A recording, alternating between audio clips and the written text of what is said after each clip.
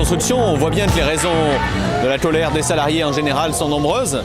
La loi travail est le facteur le plus important parce que aujourd'hui on a un gouvernement de combat qui cherche à détruire tous les acquis sociaux issus de la libération et donc face à ça on a besoin d'une unité la plus large dans la rue de tous les salariés, du public comme du privé, pour défendre les acquis sociaux.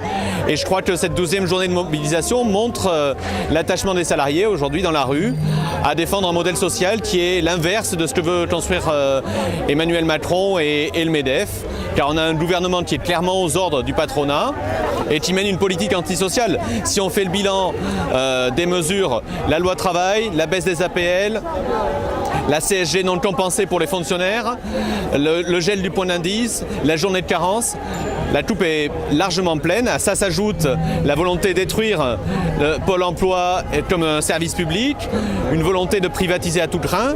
Donc on est vraiment dans un choc de modèle social et de ce point de vue-là, il a certes été élu, mais il n'est pas majoritaire dans l'opinion pour déconstruire les acquis. On a un Thatcher avec un sourire d'acier, mais c'est vraiment une politique antisociale qu'il veut mener. Et c'est face à cette politique-là que les salariés se mobilisent aujourd'hui. D'accord. Et est-ce que vous seriez favorable, par exemple, à une 6e semaine de congés payés pour tous? Alors, nous sommes favorables non seulement à une 6e semaine de congés payés, mais à une baisse importante du temps de travail.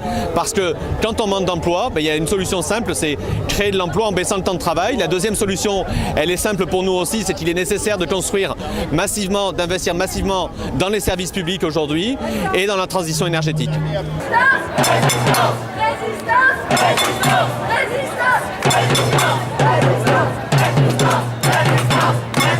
Quand vous êtes retraité, que vous avez 1400 € par mois de retraite, qu'il vous faut payer le loyer, vous mangez de la viande une fois par mois quand votre fille vous invite. Et c'est de pire en pire. Les impôts locaux, la cote immobilière, tout augmente. Et que c'est impossible de tenir. Et est-ce que vous voyez une issue quand même à ce mouvement? Dans la lutte, monsieur, avec les jeunes. Sans les jeunes, on n'y arrivera pas. J'ai 80 ans, je lutte, enfin à mon niveau, mais sans les petits, on n'y arrivera pas. Quand vous avez des parents en maison de retraite à 2 700 € par mois, comment voulez-vous aider les enfants, les parents? C'est plus possible. À force de tirer sur l'élastique, il verra les conséquences, c'est tout. Ouais. De toute façon, il n'a pas été élu à la majorité, donc il ne faut pas qu'il rêve non plus. Qu'est-ce que vous voulez que je vous dise? Eh bien non, mais c'est important, voilà. Et vous êtes une vraie Toulousaine alors? Ah oui, née à Toulouse. Moi aussi, en 64. Ah, moi... J'ai pas connu 68, c'est un peu jeune quand même. Voilà, mais moi je travaillais déjà en 68. Ah ouais. Alors je pense que ma retraite, je ne l'ai pas volée. La gratuité du transport collectif, nous exigeons le respect des dispositions de 1972. L'extension de la gratuité à tous pour le développement du service public, le respect de la planète, la lutte contre l'isolement, le lien social et bien sûr la santé. Ce ne sont pas des vains mots, c'est une réalité. Tout le monde est attaqué de toutes parts. Toutes les catégories professionnelles sont dans la rue. Toutes les catégories professionnelles manifestent, que ce soit des services d'ordre, de la sûreté, des hôpitaux, du monde du transport, du monde du travail en général. Tout le monde est dans la rue. Non, la CSG doit être supprimée. C'est un impôt injuste qui impacte l'ensemble des salariés.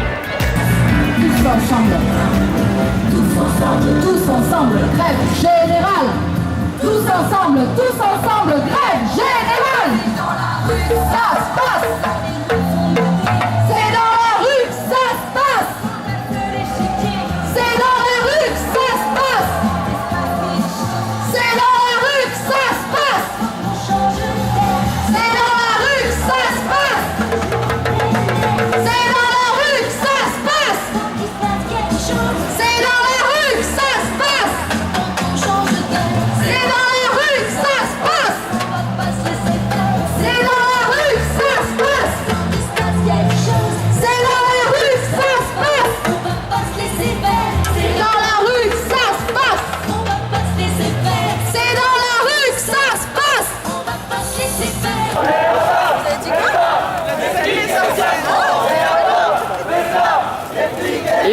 jeter un sort là, non?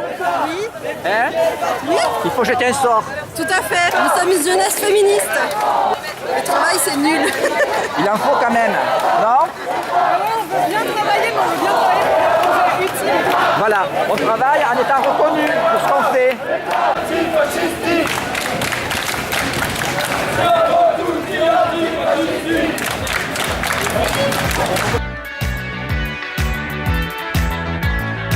Les salariés n'osent plus maintenant manifester. Alors, il y a aussi dans certains endroits une répression très dure et après une bataille contre toute forme d'organisation. On est toujours en train il y a une bataille idéologique pour que les gens ne s'organisent pas. Là aujourd'hui, la loi travail, on va trouver qu'on va essayer d'exclure les syndicats des entreprises.